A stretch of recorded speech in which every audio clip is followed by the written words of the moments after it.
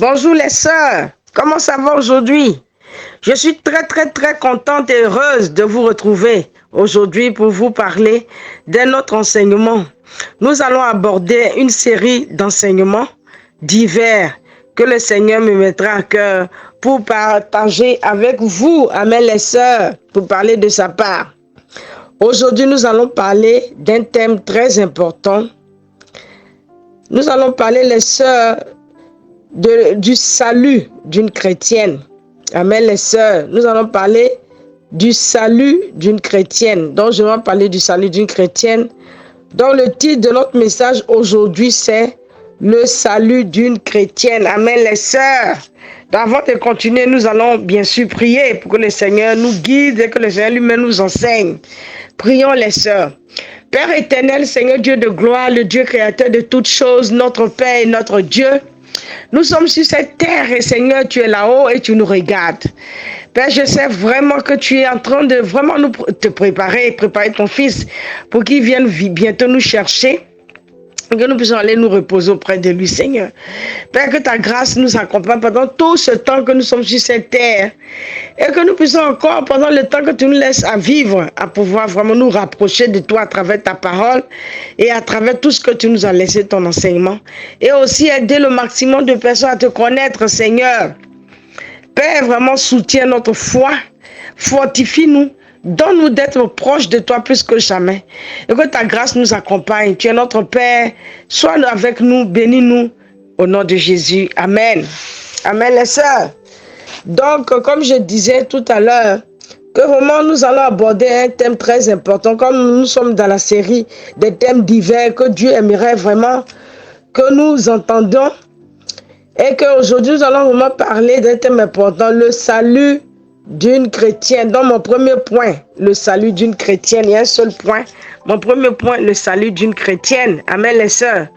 Nous allons lire en Actes chapitre 17, verset 30 à 31. Allons-y là-bas. J'espère que vous allez très bien. Par la grâce de Dieu, bien sûr. Et que nous sommes vraiment contents de nous retrouver ce matin ensemble pour vraiment laisser le Seigneur nous enseigner. C'est une grâce d'être avec Jésus. C'est une grâce d'être enseigné par sa parole qui est la seule vérité qu'il a laissée. Et la Bible va nous guider. La Bible va nous enseigner. La Bible va vraiment nous corriger et nous aider à nous mettre vraiment dans les plans de Dieu. C'est la Bible seule qui est la vérité. Nous allons donc lire en Actes chapitre 17, les sœurs, le verset 30 à 31. Amen les sœurs, lisons la parole de Dieu. Actes chapitre 17, verset 30. Jusqu'au verset 31. Qu'est-ce que la Bible dit là-bas? C'est un passage formidable. Actes chapitre 17, verset 30 à 31. Sans tenir compte des temps d'ignorance, Dieu annonce maintenant à tous les êtres humains, partout où ils se trouvent, qu'ils doivent changer d'attitude. Parce qu'il a fixé un jour où il jugera le monde avec justice par l'homme qu'il a désigné.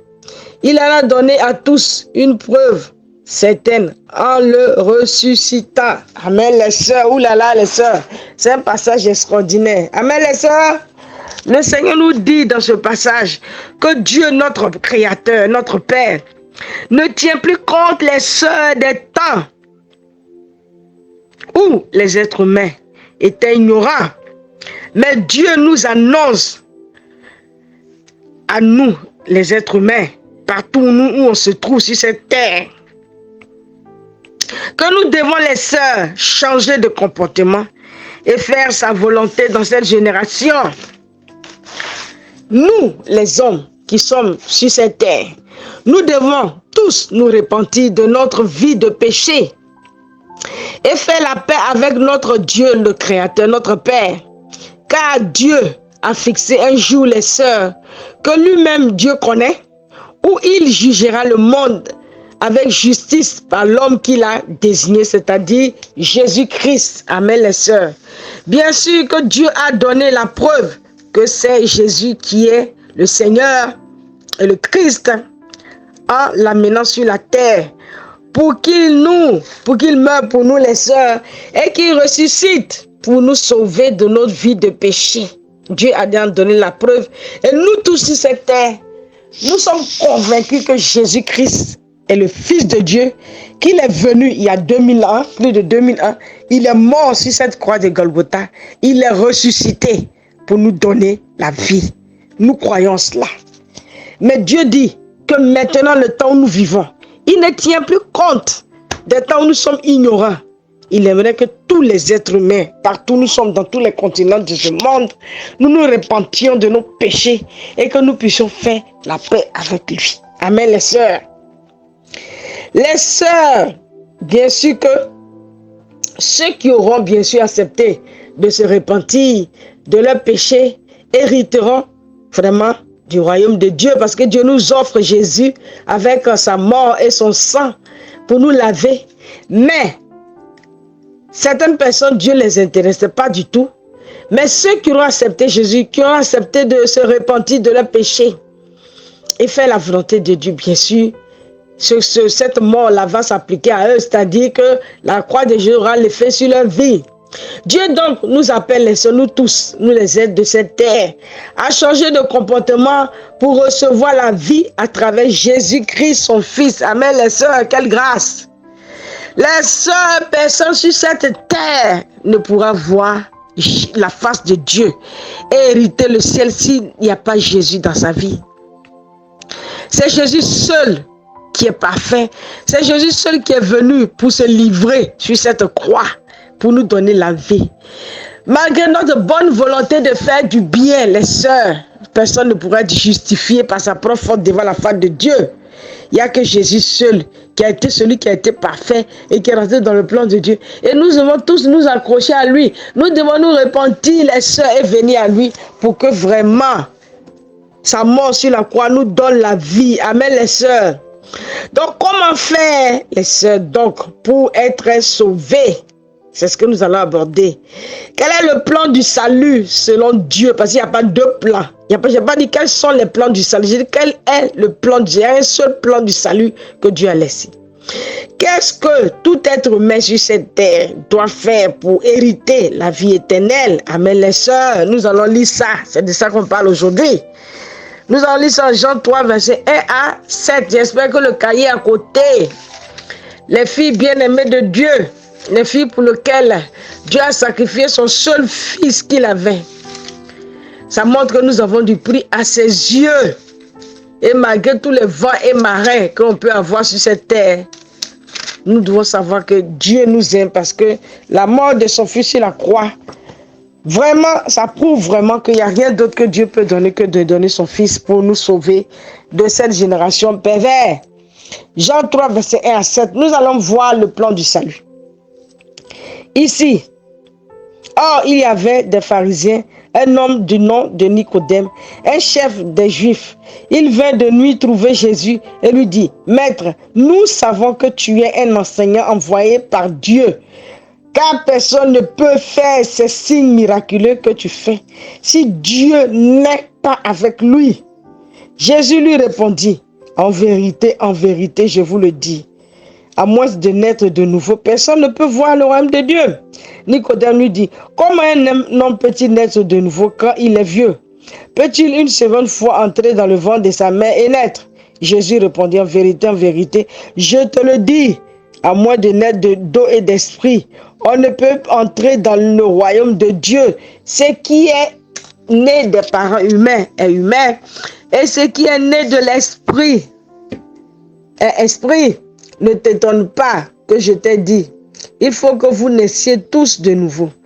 Le vent souffle où il veut et tu en entends le bruit, mais si tu ne sais pas d'où il vient ni où il va, c'est aussi le cas de toute personne qui est née de l'esprit. Amen, les sœurs. On peut s'arriver jusqu'au verset 7, c'est bon. Amen, les sœurs, ici, j'aime vraiment ce que le Seigneur est en train de nous enseigner ici. Vous voyez, le Seigneur venu sur la terre, il ne s'est pas éparpillé dans des discours inutiles. Jésus était précis dans son enseignement et il nous a dit clairement dans ce passage que pour qu'on puisse être sauvé, il faut que nous naissions de nouveau. Ici, Jésus était avec Nicodème et Nicodème a voulu savoir comment faire pour être sauvé. Jésus lui répondit, il faut naître de nouveau, c'est-à-dire nous devons naître d'eau et d'esprit, c'est-à-dire nous devons être baptisés.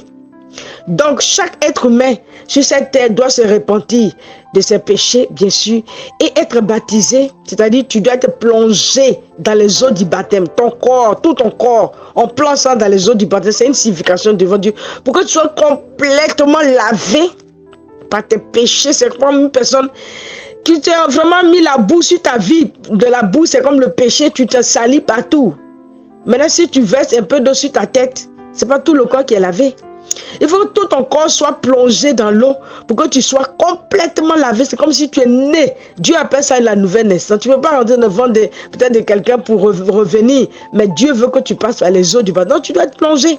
Pour être lavé de tes péchés, quand tu sors de là, le Saint-Esprit vient habiter en toi. Vous voyez, même Jésus lui-même il a été plongé. Quand il est sorti de là, l'Esprit de Dieu est venu sur lui comme une colombe. Vous voyez, donc on doit être baptisé, se repentir, bien sûr, être baptisé. Et le Saint-Esprit vient automatiquement en nous. Et c'est ce qui fait de nous des enfants de Dieu. Le verset 5 à 7 nous dit ça que clairement. Jésus nous dit là, le verset 5 à 7. Jésus nous dit, vraiment, on va relire ça, parce qu'on va bien comprendre. Relisons toujours Jean 3, le verset 5 à 7. Vous voyez les sœurs. C'est pour ça qu'on doit se battre pour être dans la parole. Parce que Jésus, avant de partir, il a laissé son enseignement clair. Mais ce que nous constatons de nos jours, c'est qu'il y a tellement d'enseignements que finalement, il y a tellement de bavardage que finalement, on ne sait plus quoi on doit faire pour voir ce Jésus-là. Alors que Dieu a tout laissé dans sa Bible clairement. Le verset 5 à 7, les relisons Jean 3. Jésus répondit, en vérité, je te le dis, à moins de naître d'eau et d'esprit, on ne peut pas entrer dans le royaume de Dieu. Ce qui est né de parents humains est humain. Et ce qui est né de l'esprit est esprit. Vous voyez les sœurs. Jésus est extraordinaire. Ne t'étonne pas que je t'ai dit, il faut que vous naissiez tous de nouveau. Amen. Amen les sœurs. Donc, ici Jésus nous dit, qu'en vérité, les sœurs, nous naissons vraiment des parents humains. C'est-à-dire tout le monde est né des parents humains. Mais maintenant, nous devons naître d'eau et d'esprit. Quand Jésus dit en vérité, ça veut dire que c'est quelque chose qu'on ne peut pas enlever. Nous devons tous naître d'eau et d'esprit. C'est pas quelqu'un, non, moi je ne suis pas né d'eau et d'esprit parce que c'est juste cela. Dieu a dit, nous devons tous naître d'eau et d'esprit. Nous devons le faire. Il dit, si nous ne sommes pas d'eau d'esprit, on ne peut pas rentrer dans le royaume de Dieu. On ne peut pas vraiment hériter le ciel, les sœurs. Nos parents humains nous ont accouchés, bien sûr, nous sommes nés de la chair. Mais maintenant, nous devons naître de l'Esprit de Dieu. Et pour ce faire, Dieu a laissé vraiment quelque chose de clair que nous devons faire. Nous devons être baptisés pour être lavés et vraiment comme ça, son Esprit va venir en nous. Jésus dit, nous devons tous naître de nouveau pour hériter le ciel. Les sœurs, as-tu fait cela? Est-ce que vraiment tu as étudié la Bible, tu t'es repenti et puis tu as été baptisé, tu as été plongé pour être nettoyé et maintenant ça veut dire que tu es né de nouveau, l'Esprit de Dieu est venu en toi, tu es né de nouveau. Parce que l'Esprit de Dieu est en toi et l'ancien Esprit de Dieu est enlevé et il y a un autre Esprit qui t'habite maintenant. Et ça fait de toi un enfant de Dieu. Laissons, nous allons continuer pour bien comprendre ce que je dis en lisant en Actes chapitre 2 verset 36 à 38 les sœurs. Amen. Ça c'est le plan du salut. Il n'y en a pas deux. Donc les sœurs ne peuvent pas jouer avec la parole de Dieu qui est sainte et vraiment faire n'importe quoi de cette terre en créant des doctrines où Jésus n'est pas et en vraiment troublant la vie des pauvres enfants de Dieu et en emmenant leur âme loin de sa face. Dieu a dit A plus B est égal à C. On doit faire A plus B est égal à C. Tu vas prendre C en mettant D dessus, en mettant F et tu reviens à A. La Bible dit en Apocalypse 22, lorsqu'on lisait la conclusion, que ce que Dieu dit, c'est qu'il a laissé dans la Bible, on ne doit pas ajouter, on ne doit pas retrancher. Donc comment nous voyons dans nos générations qu'il y a tellement de doctrines, il y a tellement d'enseignements, les gens enlèvent, les gens ajoutent, les gens coupent, les gens enseignent les choses que Dieu n'a pas laissées. Et ça c'est dangereux. C'est pour cela que c'est bon que nous prions, pour que Dieu nous guide, vraiment que nous soyons dans sa vérité. Sinon on peut se perdre facilement hein, parce qu'on est sauvé alors qu'on est à côté. Ça c'est la base de la vie chrétienne. Actes chapitre 2 verset 36 à 38, lisons là-bas le plan du salut. Qu'est-ce que Dieu nous dit, amen, les sœurs? Souvent, on attend ces gens de messages. On endurcit nos cœurs. On dit, ah, tout comme fait moi-même, ce que j'ai reçu comme baptême, là. C'est la même chose que tout le monde. Dieu va comprendre. Il ne comprendra rien. Il faut faire ce que la Bible dit pour être sauvé. Acte chapitre 2, verset 36 à 38. Qu'est-ce que Dieu dit ici? Verset 36 à 38.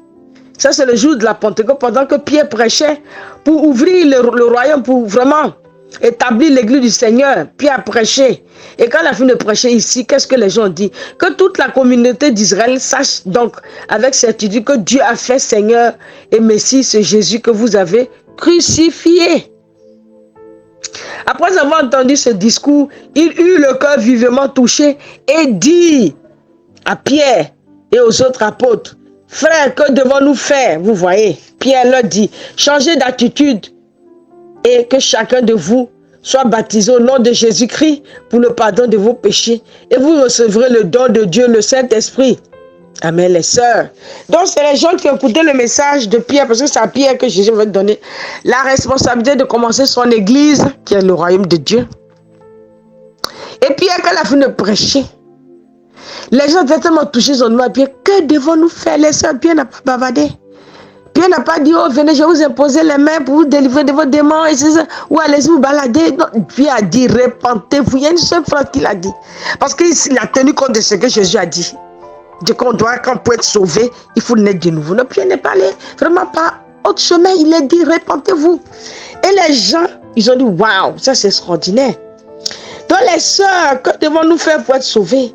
Pierre, vraiment qu'il bien sûr devait commencer l'église du Seigneur. Il a fait exactement ce que Jésus a laissé. C'est ce que tous les pasteurs de cette terre et toutes les églises de cette terre devaient faire. C'est-à-dire quand quelqu'un vient à toi ou vient dans ton église, tu te dis que vraiment j'ai la vérité. On doit rester sur la base que les apôtres ont laissée. Les gens doivent étudier la Bible, ils doivent se repentir. Et on les baptise pour le pardon du péché. Et après le baptême, il y a une vie qu'on doit vivre comme les disciples de premier siècle ont fait. Les sœurs, si nous sortons de cette base, il y a un problème avec le salut que nous avons. Nous devons rester sur la base posée par les apôtres. On ne doit pas sortir de là et faire n'importe quoi. Parce que la Bible, Dieu est sacré, la Bible est sainte. Si Jésus a dit on doit se répandre, il sait pourquoi. Tu peux te lever baptiser quelqu'un, il ne sait pas répandre. Il n'est pas chrétien. Ou quelqu'un va être baptisé, il rentre dans les eaux du bain, il ne sait même pas pourquoi il rentre. Il n'est pas chrétien. Il faut que la personne laisse sa vie de péché. Il coupe tout le mal qu'il fait. Il rentre dans les eaux du baptême, il est baptisé pour être lavé. Et maintenant, quand il sort de là, il est une nouvelle créature. Le Saint-Esprit vient en lui. Voici ce que nous devons faire, les sœurs, pour être sauvés. Il n'y a pas de plan. Il n'y a pas de voie. C'est-à-dire, premièrement, tu étudies la Bible pour voir ton état devant Dieu. Tu te répands de tes péchés. Tu prends la décision de laisser toute ta vie de péché. Si tu étais dans l'immoralité, tu laisses. Tu étais dans l'adultère, tu laisses. Oh non, moi je suis dans l'immoralité, mais je suis sauvé quand même. Mais ça n'existe nulle part dans la Bible. De voir quelqu'un qui était dans l'immoralité, il continue de vivre dans l'immoralité, il dit je suis enfant de Dieu. Ça n'existe pas. Ou tu as volé l'histoire de quelqu'un, va rendre. Je ne parle pas avec autrui, va te réconcilier parce que Jésus dit que tu peux pas venir à moi si tu ne t'entends pas à quelqu'un. Et oh oui, j'ai volé, va rendre les histoires d'autrui là-bas. Tout ce que tu as fait, répands-toi. Va maintenant te plonger parce que là, quand faisant tous ces péchés, depuis que tu es né là, tu te salis. Tu rentres dans les eaux du baptême et tu sors de là. Tu es une nouvelle créature. Et Jésus-Christ, mais c'est tout à fait logique. On a quand même, on est allé à l'école. Dieu nous a donné quand même l'intelligence pour dire quelqu'un, Dieu ne peut pas venir habiter dans quelqu'un qui ne s'est pas repenti. Mais on voit ça et on est allé dans des endroits où on nous dit des choses que la Bible n'a pas dit et on est content avec cela. Tu te répands, c'est tout à fait logique que tu veux venir à ton père, tu dois laisser le mal. Et maintenant, tu ne veux pas rentrer dans sa maison, il faut que tu sois lavé, c'est ce qu'on appelle le baptême. Et quand tu sors des eaux, tu es propre, c'est tout à fait logique que le Saint-Esprit, logiquement, il peut venir habiter en toi. Et il commence maintenant une nouvelle vie. Il a coupé l'ancienne nature et une nouvelle vie maintenant en toi et tu es son enfant. C'est tellement logique. Et c'est tellement simple. Mais nous aimons les choses compliquées. Donc, ce que Dieu, on doit faire pour être sauvé, tu te répands.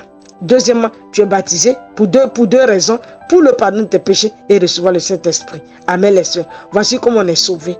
Et Dieu, non, on appelle ça, tu es né de nouveau. On appelle ça maintenant, tu es une nouvelle créature. On appelle ça maintenant que tu es enfant de Dieu à partir de ce jour-là. Amen, les sœurs. Donc, tout être humain sur cette terre, nous devons faire cela pour être sauvés. Il n'y a pas d'autre manière. Oh non, oh non. Dieu n'est pas là-bas. Dieu est dans la repentance et le baptême pour le pardon des péchés. Et il est dans le fait que tu continues de vivre la crainte de Dieu en lui. Il n'y a pas deux voies, les sœurs. Il n'y a pas deux manières pour être sauvé. Il n'y a pas deux manières où il n'y a pas 1000 chemins. Il n'y a qu'un seul chemin que Jésus a laissé. Et c'est pour cela que le jour que Pierre a commencé l'église, le jour de la Pentecôte, il n'a pas bavardé. Il a fait exactement ce que Jésus a laissé. Et ce jour-là, si vous continuez là-dessus, vous allez voir en Actes chapitre 2, il y a eu plus de 3000 personnes qui ont été baptisées. Voici comment l'église a commencé. Non? Et quand tu lis tous les livres des actes, tu te rends compte que c'est ce qu'on a fait pour sauver les gens. Nous devons faire ça dans notre génération. Ce n'est pas nous qui allons changer la Bible pour donner d'autres doctrines que Jésus n'a pas laissées. Les sœurs, faisons attention. C'est la base de la vie chrétienne, c'est la base de tout être humain. Repentance, baptême est égal au salut. Amen, les sœurs. Et continuer à vivre dans la crainte. Quand tu es repenti, tu es baptisé, tu es sauvé. Cela commence maintenant. Ta vraie vie chrétienne, tu vas commencer à bâtir Christ en toi totalement et mettre tous les traits de caractère de Jésus en toi pour être prêt quand il viendra. C'est ça. Il n'y a pas d'autre chose, les sœurs. Donc, les sœurs, nous devons faire cela. Tu ne dois pas suivre la doctrine d'une église. Tu ne dois pas suivre la doctrine d'un pasteur. Tu ne dois pas suivre la doctrine d'un être humain. Tu dois suivre la doctrine de Jésus qu'il a laissé. Vous ne vous êtes jamais posé la question pourquoi il y a beaucoup d'églises sur cette terre avec des enseignements différents. Mais ça fait peur, ça. Jésus nous a laissé une seule Bible. Et nous nous rendons compte que dans nos générations, il y a des milliers d'églises qui sont là, avec des doctrines différentes. Et toutes les églises disent qu'elles sont bonnes. Et toutes ces personnes disent qu'ils sont sauvés. Mais ce n'est pas ça. Nous devons revenir à la Bible pour vraiment faire ce que la Bible nous dit. Et nous devons rester sur ce que Jésus a laissé. Amen, les sœurs. Et toi-même, en tant qu'être humain, c'est ton droit de prier pour que Dieu te guide, qui te révèle, qui te montre le chemin de la vérité. Si tu es seulement dans ton église, tu es content d'être là-bas, tu peux te perdre si tu n'as pas cherché devant le Seigneur que Dieu te guide pour que tu restes dans ses voies. Amen, les sœurs. Donc, après notre baptême, qu'est-ce que nous devons faire? Parce que maintenant, tu t'es repenti, tu es baptisé, tu es sauvé. Après le baptême, qu'est-ce que tu dois faire maintenant? Comment tu dois vivre ta vie après ton baptême? Amen, les sœurs. Nous allons lire son Acte chapitre 2. C'est pas compliqué. C'est-à-dire, quand Pierre a commencé, il a baptisé les gens. Comment est-ce qu'ils ont vécu? C'est là-bas, on va partir. On va pas aller loin pour aller chercher ailleurs. C'est lui qui a les clés du royaume. C'est à lui, Dieu a lui donné la responsabilité de commencer son église. On va suivre ce qu'il a fait parce que c'est lui à qui Dieu a tout laissé là. Donc nous voyons qu'après le baptême, on va bien sûr lire le verset 39 jusqu'au verset 47. On va voir ce qui s'est passé quand il les a dit de se repentir. Il a dit, voilà, donc on commence le verset 38. Pierre leur dit, changez d'attitude et que chacun de vous soit baptisé au nom de Jésus-Christ pour le pardon de vos péchés et vous recevrez le don du Saint-Esprit. En effet, la promesse est pour vous et pour vos enfants et pour tous ceux qui sont au loin, en aussi grand nombre que le Seigneur Dieu les appellera. Ça me plaît cette phrase. Et par beaucoup d'autres paroles, il te rendait témoignage et les encourageant en disant, sauvez-vous de cette génération perverse. Ceux qui acceptaient sa parole furent donc baptisés. Et ce jour-là, le nombre des disciples augmenta d'environ 3000. Donc après le baptême, voici comme il vivait. Il persévérait dans l'enseignement des apôtres, dans la communion fraternelle, dans la fraction de pain, dans les prières.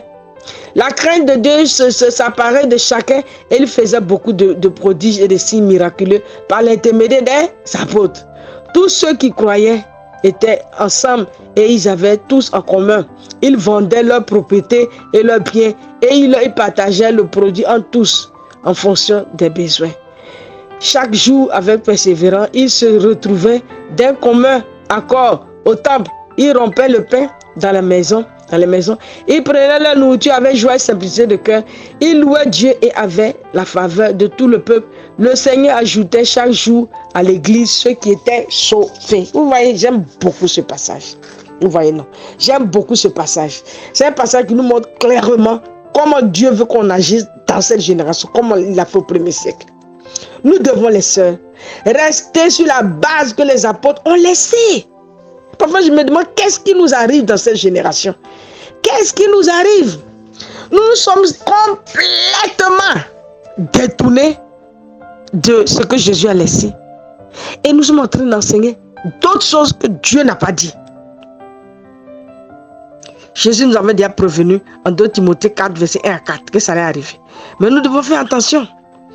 Toi les sœurs, après le baptême, comment nous devons vivre en tant que chrétiens? Ici, la Bible nous dit que nous les chrétiens, après le baptême, nous devons les sœurs, vraiment, comme les chrétiens du premier siècle, persévérer dans la parole de Dieu, c'est-à-dire l'enseignement des apôtres. Donc, quand tu sors des eaux du baptême, là, l'église que Dieu a laissé, les disciples, ils persévéraient dans la parole de Dieu. C'est-à-dire, nous devons lire la Bible chaque jour, nous devons écouter la parole de Dieu, nous devons pratiquer la parole de Dieu, nous devons vraiment nous battre pour être dans la Bible et suivre que la Bible, rien que la Bible, pas les doctrines de quelqu'un, mais la Bible. Tous les enfants de Dieu qui sont baptisés doivent persévérer dans la parole de Dieu. On doit persévérer dedans. Pratiquer la Bible, écouter la Bible, mémoriser la Bible, tout, écouter, changer nos cœurs à travers la parole. Il persévère dans la parole de Dieu, il persévère dans la communion fraternelle, c'est-à-dire il faut qu'il y ait la communion fraternelle.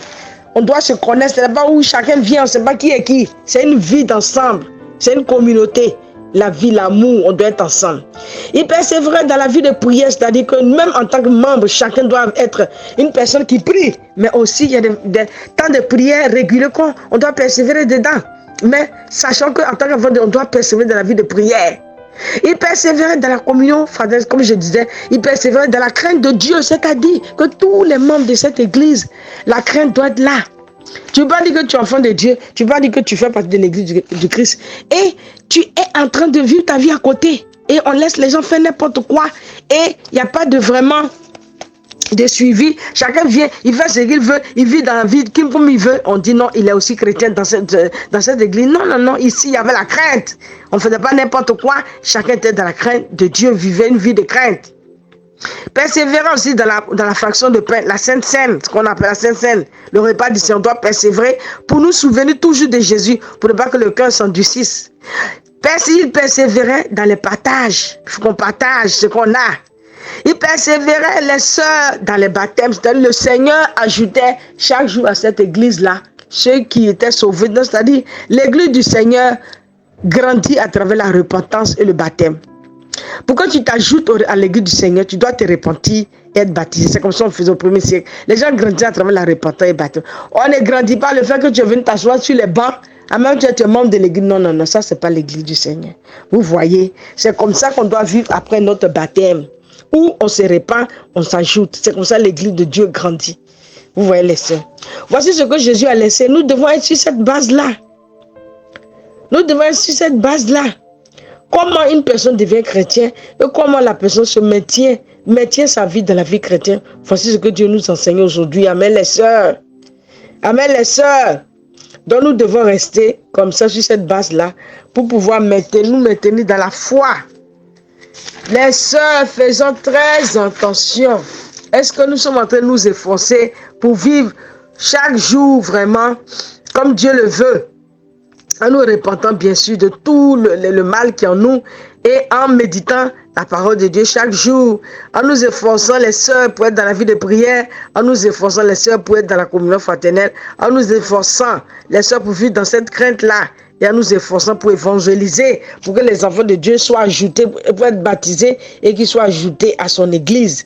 Est-ce que nous nous efforçons à faire comme ça chaque jour? C'est ce que Dieu attend de nous, que nous soyons des enfants qui suivons ce qu'il a laissé. Amen les sœurs.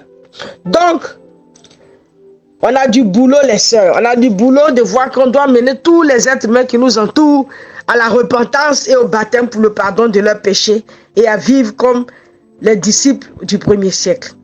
En conclusion, je dis ceci, les sœurs, les filles bien-aimées de Dieu. Notre Dieu nous enseigne aujourd'hui le salut d'une chrétienne. Comment faire pour être sauvé? Pour que nous puissions sauver, nous devons nous repentir de tous nos péchés et nous devons être baptisés pour le pardon de nos péchés et recevoir le Saint-Esprit. Et aussi, nous devons continuer après notre baptême à vraiment vivre dans la crainte de Dieu, dans la parole de Dieu, persévérer dans la crainte de Dieu, dans la parole de Dieu, persévérer dans la communion fraternelle, persévérer dans la vie de prière, persévérer vraiment dans le fait que nous devons évangéliser pour sauver les enfants de Dieu qui sont encore hors de l'enclos. Les sœurs, nous devons faire cela pour que le Seigneur soit fier de nous. Les sœurs, je vous aime beaucoup et que le Seigneur nous garde à lui. Je vous aime et à la prochaine fois pour un autre enseignement. Que le Seigneur nous garde. Amen.